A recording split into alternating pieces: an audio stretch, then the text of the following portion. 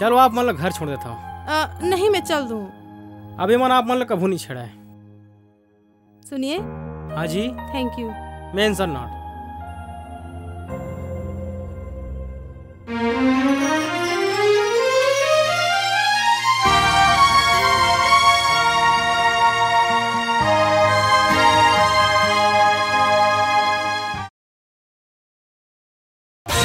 सिर तुन कहत हाँ सच्ची नो है वो मसखरी। अच्छा हाँ सिर तुन कहत हाँ नो है वो मसखरी। चल वो टूरी चल